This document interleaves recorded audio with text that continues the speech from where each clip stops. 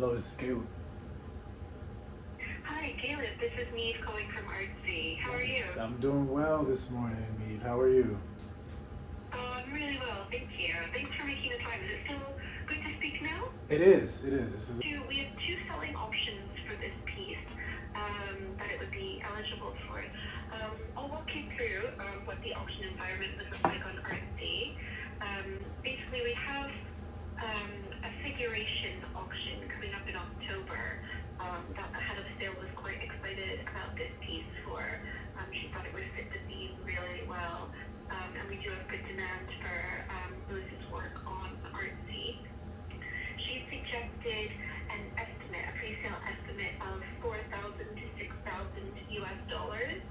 So that's what we put in front of potential buyers as our valuation, although we do tend to keep these quite low in order to encourage competitive bidding. Reserve price at 3,000. So that's the starting bid, and that's the lowest amount that you would agree to sell the work for. I don't think it would sell for 3,000. I think this would be a piece that did see a lot of competitive bidding, but with auction, there is always the risk that you have to bear in mind that it could sell for the first bid. An in-demand artist, it's a really beautiful, small but articulated piece, so I would expect this to do well at auction. Oh, thank you. Um, Thank you. Yeah, I love the piece. It would be interesting to part ways after this period of time with it. the next one is to list it on our online marketplace.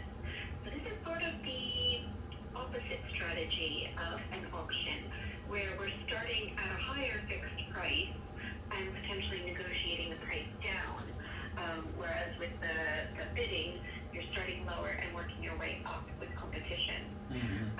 For this work, we would set the asking price at the mid estimate for auction, so at 5,000 US dollars, and have that as our asking price.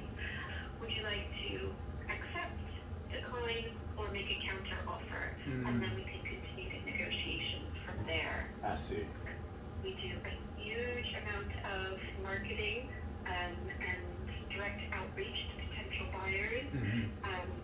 And that sense of urgency that's created by a time-based auction tends to drive this competitive bidding. Absolutely. Whereas on the marketplace, you can list it for up to a period of 1 year.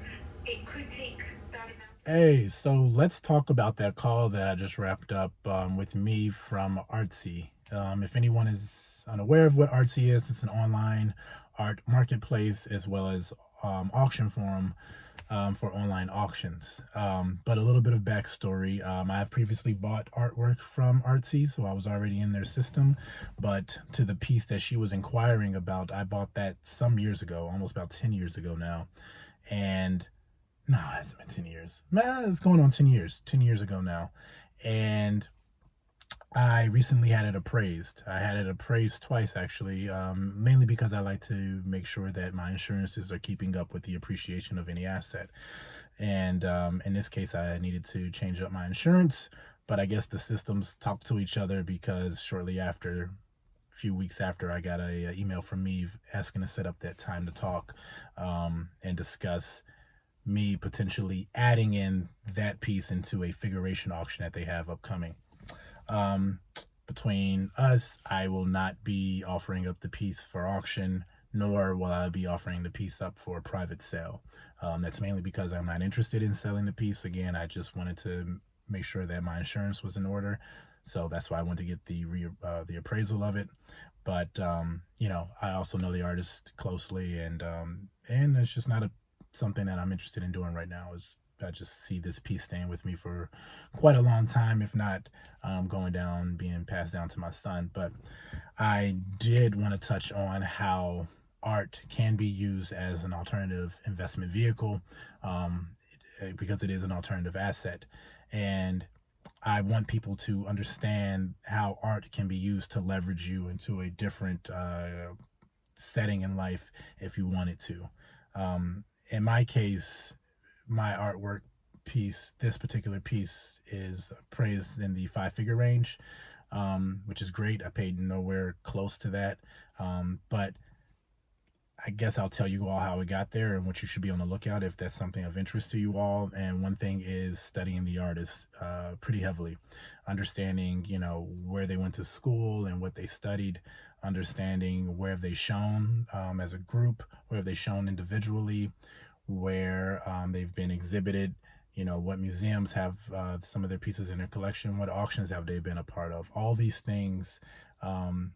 And kind of the genres and the settings and phases of their artistic journey have they had, as some, and it's again into minutia, some phases are valued a little higher than other phases. Think like Picasso blue period or something. So long story short, if you adhere to those things and you're very, very close knit to those things and you stay on the hip of those things, art can be used as a great investment tool. And it's something that, many people do, and you don't have to be mega rich to do it. But I want people, especially young people, to understand that art is an alternative investment class where you can absolutely, run it up if you want to. I am not for the commoditization of art necessarily. I am very much pro creative journey, pro, expression, and art for art form, right? Art for art's sake, studying form, appreciating it and all its beauty. But I'm not naive nor ignorant to the fact that, if you buy it correctly, it can be a quickly appreciating asset. So much so that it can outperform traditional assets, in this case being one of them. So just keep that in mind. For me, I'm going to close out 2025 with buying, 2 more pieces, potentially, one with Artsy, the other directly from a gallery. But I just want people to understand that this is something they can absolutely get into. You do not have to spend 5 or even 4 figures to do this. Buy what you love, but study well. And in the end, I really hope it works out for people, because you just give something enough time, any asset enough time, and it will take care of some things for you. So yeah, hope this video helps. If you've never been interested in art investing before, maybe this piques your interest. But yeah, just wanted to share that, and hope you all found it entertaining. If not, informative. All right, peace.